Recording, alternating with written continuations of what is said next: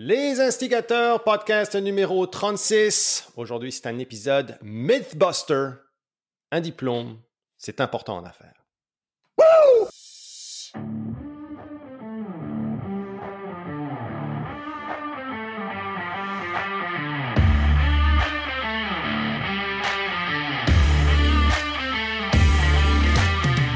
Vous écoutez Les Instigateurs, le podcast de contenu explicite pour entrepreneurs francophones. On parle des meilleures pratiques d'affaires sans dentelle ni gants blancs. On laisse de côté la rectitude politique, les conventions sociales, dans le but de briser les mythes et faire de vous de meilleurs entrepreneurs. Mon nom est Mathieu Dumont, son nom est Dave Ruel. Bienvenue sur le show.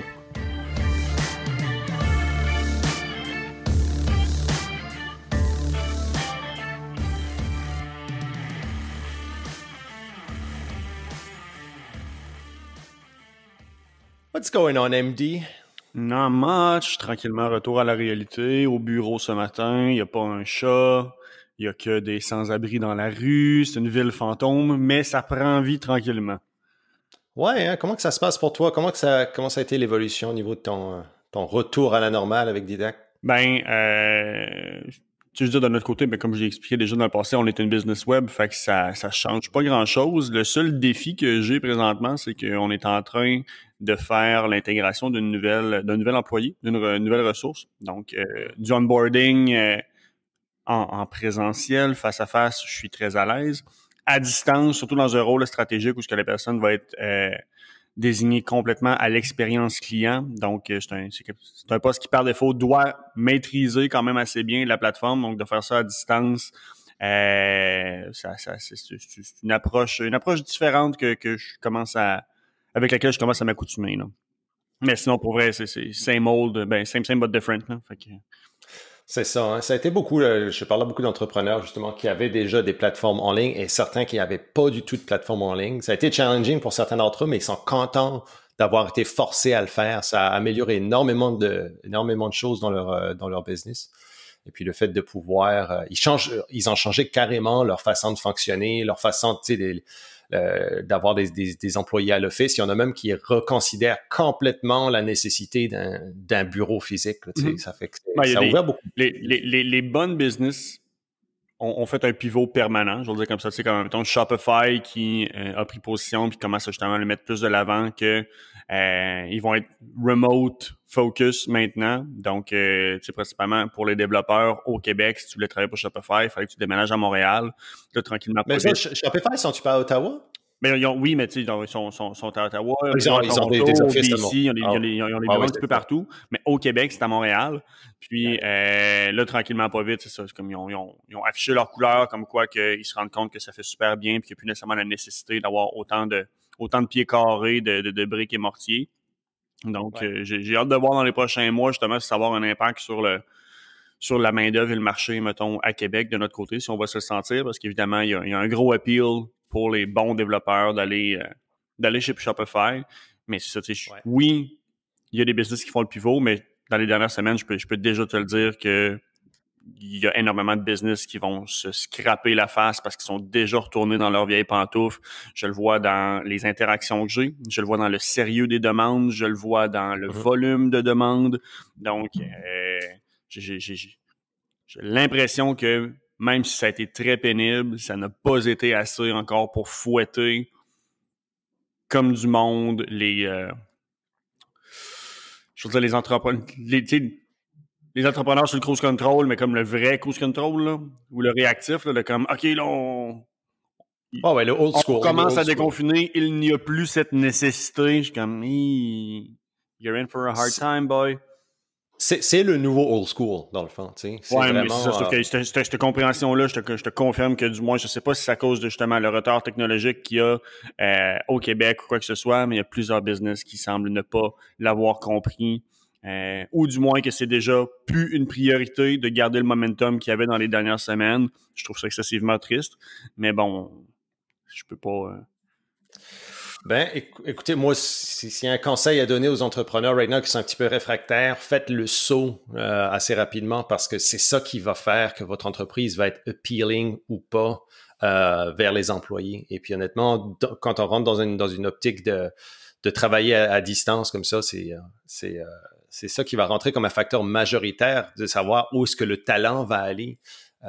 Est-ce qu'il va aller chez Shopify ou est-ce qu'il va aller chez vous? Donc, on en reparlera dans un épisode peut-être plus au complet. J'ai l'impression qu'on a assez de matériel pour une épisode il y en a d'autres choses à dire. J'ai pas validé la source, mais je voyais ça passer sur LinkedIn la semaine passée que selon les chiffres actuels, d'ici 2030, les milléniaux vont représenter 65 à 70% de la main-d'œuvre.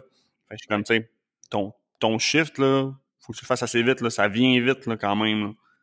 C'est parce que tu vois, là, on est dans une période transitoire où les boomers ne veulent pas nécessairement dealer avec les milléniaux. Il y a ce côté peut-être un petit peu de non-compréhension l'un de l'autre, mais ce qu'il faut comprendre, c'est que les milléniaux, si tu le fais pas, tu vas être pris. T'es pas pris, c'est la réalité des choses. C'est comme tu vas devoir travailler avec des milléniaux. Si tu le fais pas, tu vas te faire bouffer.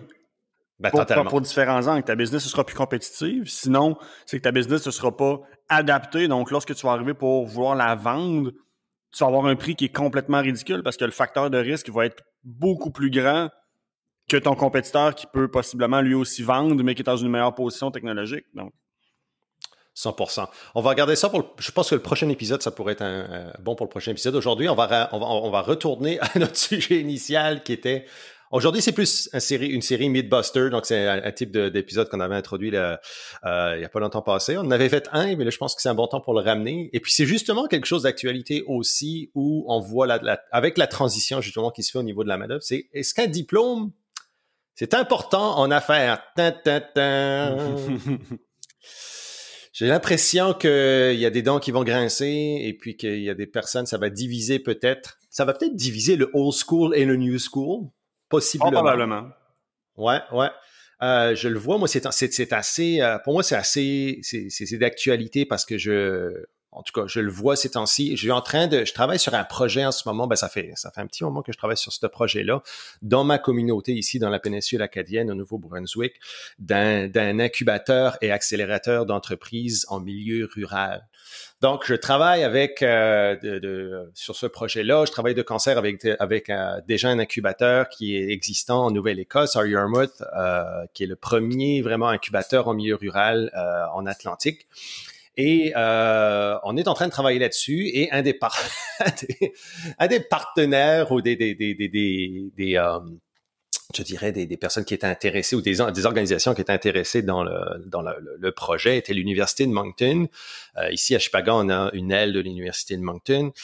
Et ça a très rapidement clashé au niveau des valeurs, au niveau de la vision des choses, au niveau des attentes. En tout cas, ça a été assez rock and roll. Et puis finalement, on a décidé que finalement on allait peut-être mettre un frein à la collaboration de proches et réajuster, si tu veux, quand on va avancer, parce que là, ça mettait beaucoup de bâtons dans les roues.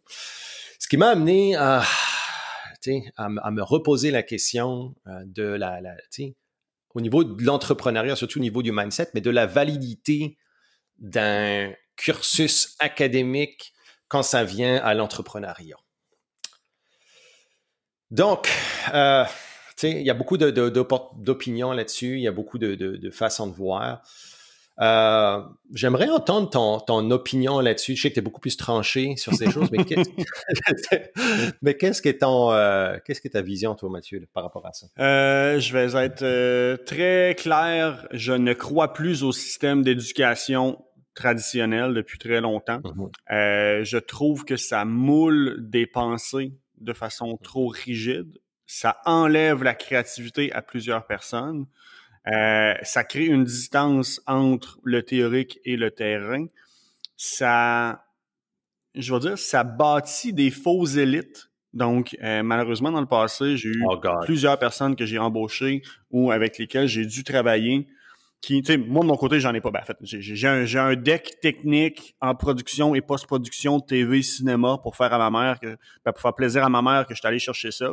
Newsflash, ça sert à fuck all maintenant. Mais la réalité est que, justement, j'ai été dans des positions où j'ai embauché, dû travailler avec des personnes qui avaient beaucoup plus de diplômes que moi, mais fuck qui était clueless. Sauf que la seule personne qui était pas au courant d'à quel point ils étaient incompétents, c'était eux-mêmes. Parce que dans leur tête, excuse, je le sais, moi j'ai des études. Ouais, non, ça fonctionne malheureusement pas comme ça. Donc, non, je n'y crois pas. Pas parce que le contenu n'est pas bon, mais je crois que le véhicule n'est plus adapté. Donc, c'est tout le temps une question. Il y a un snobisme qui est associé au diplôme, surtout au niveau universitaire. Moi, écoute, je suis un petit peu comme toi, là, au niveau académique, ça n'a pas été nécessairement une réussite pour moi. J'ai un diplôme collégial, c'est quand même, tu sais, dans le fond comme toi, là, j'ai un diplôme du collège ici au Nouveau-Brunswick en marketing qui m'a servi pas à grand-chose, malgré que tu sais, ça a été des bonnes années. Mais je me souviens toujours quand on dealait avec, par exemple, l'université et qu'on voulait rapprocher l'université, par exemple, du collège, des choses comme ça, voir comment est-ce qu'on pouvait collaborer, surtout au niveau des associations étudiantes, des activités. Il y avait un snobisme, mon homme, qui était... puis je me pense pas que le snobisme était conscient. Tu sais, j'ai l'impression que c'était ingrainé directement dans la fabrique de l'université, du côté académique, des choses comme ça. Et ça m'a tellement pué au nez que c'est devenu, dans le fond, un facteur de motivation aussi pour moi en affaires, dans le sens que comme, OK, je suis peut-être pas nécessairement le plus formé académiquement, mais Chris, je vais te montrer de quoi ce qu'on est capable de faire, tu sais. C'est parce que c'est géré de façon, c'est une approche fonctionnaire où ce que tout doit être standardisé des cursus, mais malheureusement, c'est à l'opposé de ce qui est un entrepreneur en développement. Tu sais, t'as comme l'ironie un peu de quelqu'un qui se lance en affaires va être hyper créatif, peu structuré et doit redevenir structuré avec les années pour justement bâtir ses propres process. Mais de l'autre côté, c'est que justement, on fait fi de ça et on essaie de rentrer tout le monde dans le même moule sans nécessairement s'intéresser au contexte et aux intérêts organiques de la personne. Donc, on n'a pas de flexibilité pour ajuster. Donc, c'est ce qui tue, je pense, pas que ça les tue, mais du moins, ça les met de côté. Tout ce qui est soft skills d'intérêt pour un entrepreneur, je trouve que ça ne peut pas tant être utilisé justement dans des contextes mettons, de processus universitaire ou quoi que ce soit, parce que c'est tellement formaté. Puis, vous allez tous faire la même chose. That's it. Fait que, de mon côté, moi, ça fait très longtemps que puis à la limite, ça, c'est un débat que j'ai avec ma femme parce que j'arrête pas de dire, puis elle pense que c'est en joke que je veux pas envoyer mon enfant à l'école. Je veux qu'il apprenne, absolument. Ben oui. Mais je pense qu'il y a différentes façons d'apprendre. J'ai l'impression... Vas-y, excuse-moi. J'ai l'impression que aussi la fréquence à laquelle les programmes sont mis à jour font que c'est toujours en retard un peu. Si je m'intéresse à un sujet, ça va toujours être, à mes yeux, plus rentable, plus stratégique et plus rapide de payer plus cher une fois un workshop avec un vrai expert qu'aller faire un cursus qui va me mettre à 40%, 50% de la compréhension sur plein de sujets. Mm-hmm.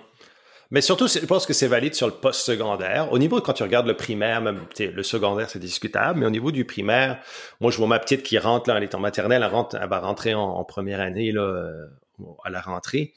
Tu sais, je pourrais pas donner ce niveau d'éducation-là à mes enfants, si tu veux. Fait que des fois, il faut faire attention aussi, parce que du côté académique, le côté primaire, je vois ici les enseignants et les enseignantes qui enseignent à nos enfants sont très bons. J'en reviens pas à leur niveau de patience, d'implication, de patience, tu dis. C'est une beauté à voir. J'ai gagné énormément de respect pour ce côté-là, si tu veux, de l'éducation académique, ok, surtout au niveau primaire. Je trouve que on a des enseignants qui font la majorité, peut-être pas tous, mais ceux qu'on a ici font un très bel job. Et puis, je pourrais pas faire ce qu'ils font loin de là. T'sais. Ensuite, c'est valide quand tu arrives dans un milieu, dans le secondaire, quand tu commences à vraiment développer ton style, quand tu vois, OK, lui est peut-être plus au niveau, c'est un profil entrepreneur ou lui, c'est plus un profil scientifique, etc. Peut-être que les systèmes académiques devraient plus rapidement commencer à funneler, si tu veux, ces personnes-là. De dire, OK, le profil, au profiler, si tu veux, les jeunes. Ça ne veut pas dire qu'il faut les mettre dans un moule et puis les mettre dans un silo qui est prédéterminé, mais commencer, OK, il y a peut-être 3, 4 différentes voies, on va t'amener là. Peut-être que ça se fait déjà ou que ça a déjà été pensé au niveau des au niveau du privé, je sais que tu en as qui le font. Ça, c'est quelque chose que justement pour ça que je m'intéresse plus aux écoles alternatives. Tout, l'entrepreneuriat, je pense que ça peut se transmettre très jeune. Puis c'est quelque chose que malheureusement, en tout cas, moi, personnellement, je n'ai pas eu l'occasion de taper in dans mes capacités entrepreneuriales avant fin du secondaire. Ouais. Alors que je pense que il y aurait moyen de justement amener ça plus de l'avant, de faire quelque chose. Parce que on te présente plein de choses, puis tout le long, c'est comme qu'est-ce que tu vas faire plus tard dans la vie, qu'est-ce que tu vas faire plus tard dans la vie. On te donne des titres officiels de des postes. Mais c'est drôle, mais moi, comme entrepreneur, j'ai jamais vu ça mis de l'avant comme étant une possibilité. On aurait dit que tu l'apprends juste sur le tard, comme ah, c'est vrai, je pourrais aussi faire ce que je veux, plutôt que juste dire je dois rentrer dans le moule d'un policier, un concierge. Donc, ouais, tu sais, par exemple, je regarde l'exemple d'un bac en art. Je trouve ça un petit peu, tu sais, comme weird comme concept. Dans un sens où l'artiste ne doit pas être moulé. Tu sais, l'artiste doit être free, tu sais, doit être libre le plus possible, doit exercer sa créativité à sa façon. Je pense qu'il manque peut-être à ce côté-là, c'est pour l'artiste, c'est d'aller s'éduquer au niveau entrepreneurial. Combien d'artistes qui pourraient avoir un meilleur rayonnement, qui pourraient mieux créer, qui pourraient en faire une meilleure vie et en faire une vie au complet, tu sais, en apprenant justement à vendre, à monétiser leur art. Il y a des artistes qui sont fantastiques, mais Christian, zéro business sense, tu sais, ou zéro éducation au business. Et malheureusement, comme ils peuvent pas créer autant justement parce qu'ils doivent se trouver une job et puis leur art devient un hobby et ils perdent leur créativité par rapport à ça. Je trouve ça dommage que ça arrive. C'est pour ça que je suis comme un bac en art. Ça sert à quoi? C'est quoi le but? Non, tu sais, puis dans un contexte d'affaires, là, je vais le prendre, c'est peut-être moi qui est genre angry old man yelling at clouds, là. Mais un entrepreneur ne devrait pas, par réflexe, juste courir après les diplômes. J'ai peut-être la mauvaise association que vouloir des diplômes, c'est une mentalité d'employé. Tu as des diplômes pour, très souvent, être plus facile à te faire engager, à démontrer ta valeur, alors que d'habitude, un entrepreneur va être là pour créer sa propre valeur. Donc, n'a pas besoin d'avoir de redevance à personne. C'est sûr que, tu sais, je veux dire, il y a des diplômes, il y a des cursus qui sont pertinents. Tu sais, mettons, comme justement, les MBA ou t'as des programmes, justement, un petit peu plus en développement de comptabilité. Évidemment, il y a des rôles que t'as pas le choix, ça te prend des diplômes. Tu sais, je veux pas me faire, tu sais, un neurochirurgien, Chris, il est mieux d'avoir son diplôme, lui. Moi, le chercher, son diplôme. Tu veux un diplôme sur le mur en arrière, exact. Là. Mais au niveau vraiment du domaine des affaires, il y en a qui vont en avoir besoin. J'ai l'impression que les diplômes que tu as lorsque tu es un entrepreneur devraient être des diplômes de fine-tuning et non pas les diplômes qui te montrent ta porte d'entrée. Je sais pas si je suis clair dans ce que je veux dire. C'est très clair. Je pense pas qu'un MBA est requis pour se lancer en affaires. Absolument pas. Je pense que c'est une bonne corde à ton arc sur moyen, long terme, oui. Mais c'est une question d'évaluer aussi le modèle d'affaires que tu veux. Quelqu'un qui est solopreneur, dans ma tête, tu peux très bien performer puis faire toute ta vie sans diplôme en affaires. Si tu sais que la seule personne que tu vas avoir à gérer, c'est toi-même, puis que au volume d'une seule personne, ben, ta comptabilité et tout le reste, tu peux facilement l'outsourcer. Tu n'as pas besoin d'un MBA. MBA va être Mais le MBA pour être un entrepreneur, tu n'en as pas besoin. Ce que je vois, moi, je le vois comme une question de profiling où j'aime voir quelqu'un qui a un MBA si, admettons, on va aller chercher un gestionnaire. OK? Généralement, les MBA sont de bons gestionnaires. Parce qu'ils ont tout ce côté structure, ils ont tout ce côté que le côté académique va leur donner. Ils vont avoir tout ce côté de gestion, pas nécessairement le côté créatif de l'entrepreneur. Et puis moi, par exemple, un MBA, je pense que la grosse valeur d'un MBA, c'est d'avoir une main-d'œuvre qui qui est formé, si tu veux, à la gestion. Parce que souvent, comme tu as dit tout à l'heure, l'entrepreneur n'est pas nécessairement un bon gestionnaire. Tu apprends à être gestionnaire sur le tas. Et puis souvent, on a parlé déjà de la dynamique visionnaire-intégrateur. Quand on est un entrepreneur qui est beaucoup plus visionnaire, là, c'est intéressant d'aller chercher un bon intégrateur. Et un MBA va souvent faire un excellent intégrateur, donc un bon numéro 2 et n'est pas nécessairement un bon visionnaire, donc un bon numéro 1. C'est comme si tu allais chercher un CFO, par exemple. C'est certain qu'un CFO, un Chief Financial Officer, tu vas aller chercher quelqu'un qui a un background assez fort en économie, en comptabilité, en finance. Okay? C'est certain que là, des diplômes, c'est important parce qu'il y a des procédures, il y a des procédés de finance, il y a des modèles, si tu veux, financiers que tu peux suivre pour améliorer ton entreprise. Fait que là, c'est certain que peut-être que le diplôme-là, on doit regarder un peu plus à ce diplôme-là. En tant qu'entrepreneuriat brut, si vous êtes entrepreneur et que vous vous sentez entrepreneur, que vous vous dites « Ah, j'ai besoin d'un MBA », non, tu n'en as pas besoin d'un MBA. Non, puis j'ai l'impression que justement, un MBA va t'amener à être un bon gestionnaire, mais un gestionnaire qui n'a pas de vision, ça ne lève pas et ça ne perdure pas en affaires. Un intégrateur qui est fuck all en gestion peut quand même s'en sortir parce que le reste, c'est outsource.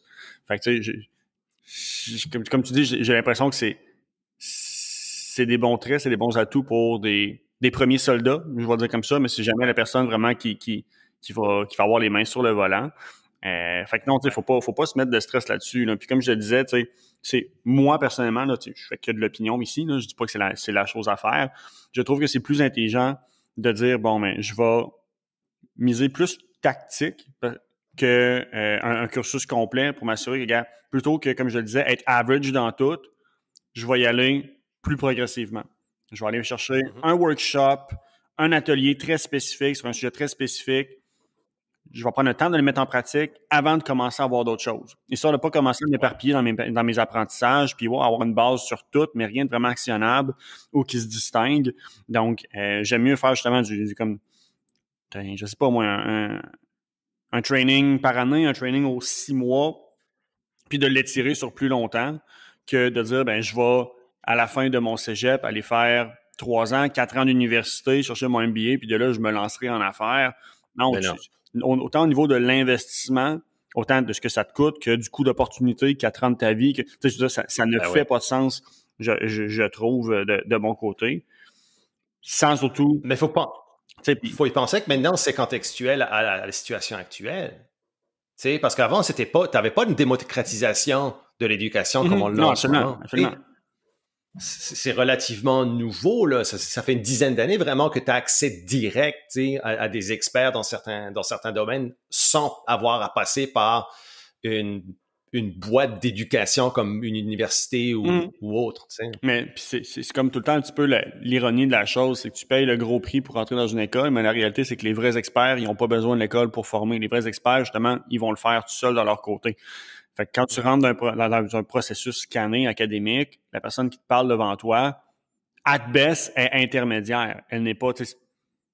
Il y a le vieux adage de ceux qui enseignent, c'est ceux qui ont échoué sur le terrain. Là. Donc, c'est un des petits malaises que j'ai. Puis au moins, je trouve qu'en payant de façon ponctuelle pour des sujets spécifiques, tu t'assures d'être toujours le plus à jour sur le terrain. Parce que comme je le disais, tu sais, les plans dans les écoles, ça ne change pas à tous les 6 mois. Donc, tu sais, le temps, non seulement du moment que tu t'inscris, le plan il est peut-être déjà outdated. Le temps que tu fasses le cursus et que tu le finis, t'es peut-être 3-4 ans en retard sur le marché. Là. Tu sais, quand j'étais en production vidéo avec Quantum, quand j'engageais des personnes qui sortaient avec un bac en com, ce qui à mes yeux est un bac en bricolage, je veux pas être plate, là, mais t'as beau être capable d'écrire des bons articles, si t'as pas de sens d'analyse ou quoi que ce soit, tu vaux rien. Je dois te reformer de toute façon. Il est beau ton papier, là, puis j'en doute pas que t'as tout fait les études, puis sûrement les olympiades des communications, puis ton bac en brosserie. Mais la réalité est, la journée que tu vas arriver sur le terrain, tu vas manger un petit claque d'en face parce que tu vas te rendre compte que, ah ouais, ben tout ce qu'on m'a appris, faut que je désapprenne beaucoup de choses parce que sur le terrain, ben on est amené à travailler de façon différente. faut savoir s'adapter. Puis des fois aussi, ce qu'on t'a enseigné, comme je dis, c'était vrai il y a 2 ans, mais c'est plus ça là. Fait que le learning curve, puis souvent, ça, c'est quelque chose qui est quand même assez difficile à accepter pour les sortants, là. De dire, Chris, je viens de sortir de 4 ans, puis finalement, je me rends compte que j'ai perdu mon temps. Tu sais, des personnes qui vont faire un changement de carrière tardif, justement parce qu'ils se rendent compte que, bon, mais je suis pas prêt ou pour le marché, ou que le learning curve pour rentrer réel dans le marché est trop difficile. Fait que ça, je trouve ça dommage. Fait que c'est pour ça que non, de mon côté, je ne pense pas du tout que les diplômes sont nécessaires en affaires. Allez-y tranquillement, stratégique, un bloc à la fois, puis bâtissez sur ce que vous avez acquis, en vous permettant de justement faire des pivots, rester agile, puis vous adapter. Puis en même temps, faire plus d'erreurs.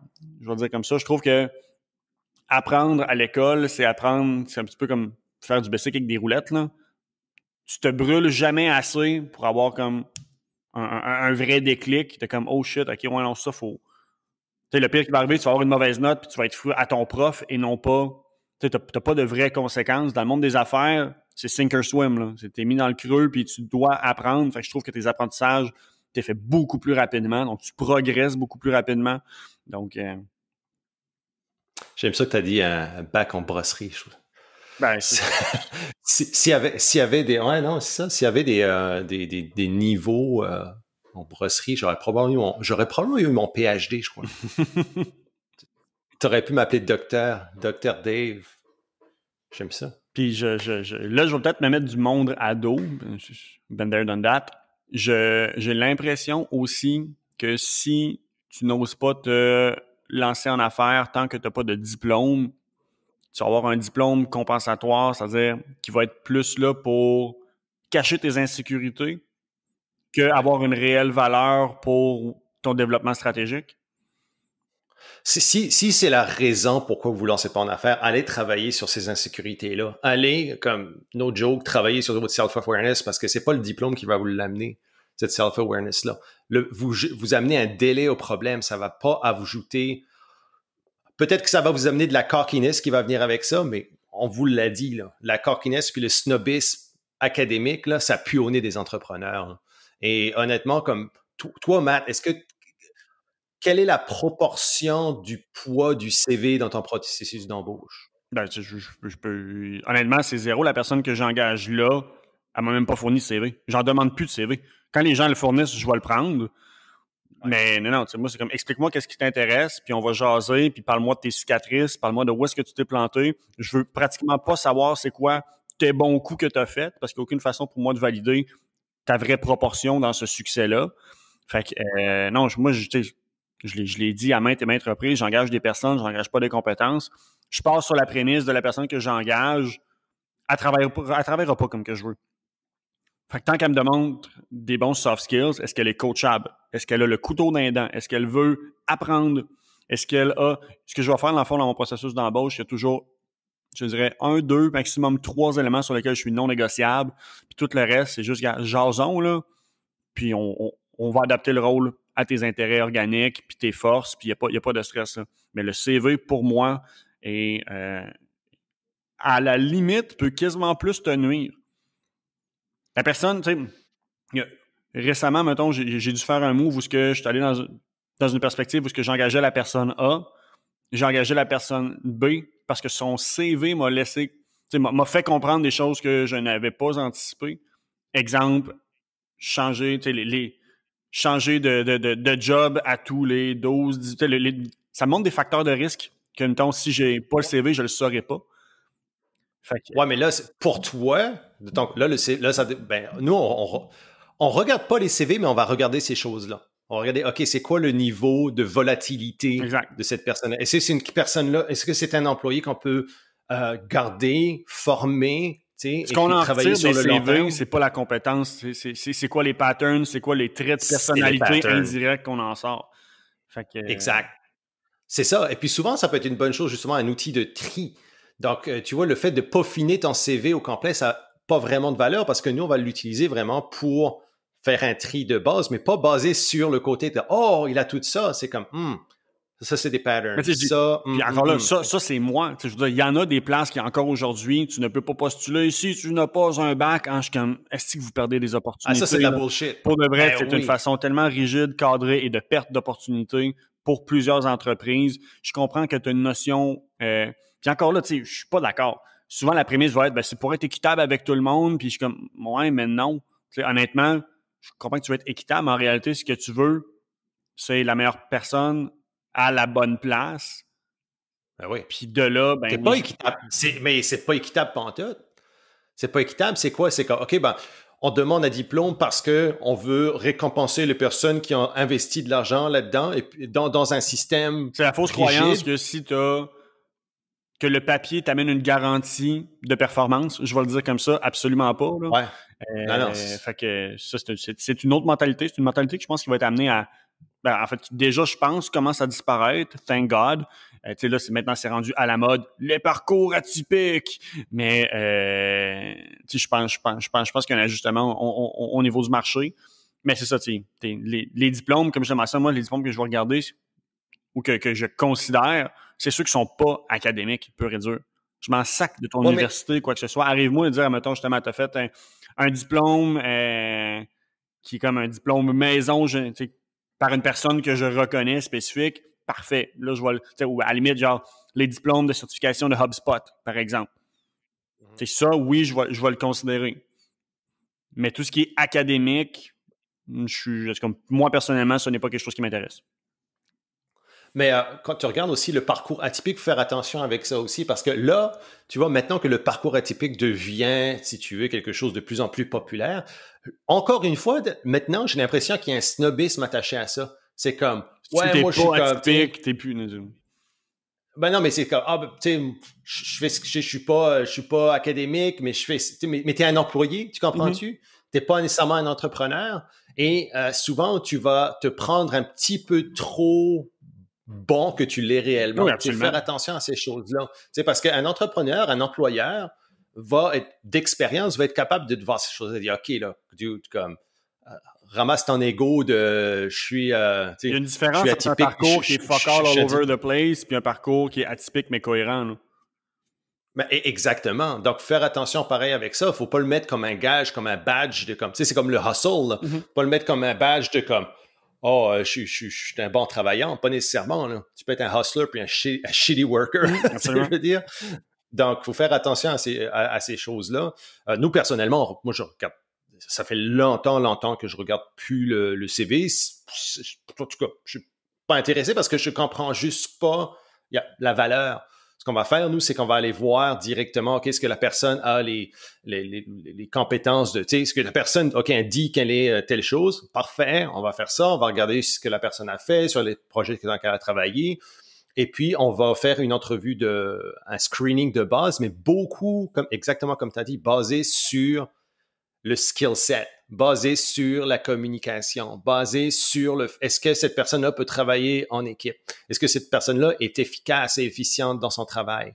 Toutes ces choses-là vont rentrer en ligne de compte. Ensuite, on va évaluer la vraie compétence des personnes. On va envoyer des tests. C'est pour ça que j'aime beaucoup commencer par, OK, on va te commencer par en freelance parce qu'on peut faire un test d'une semaine, 2 semaines très spécifique sur une partie d'un projet et là, on voit. Et là, on commence à évoluer les patterns.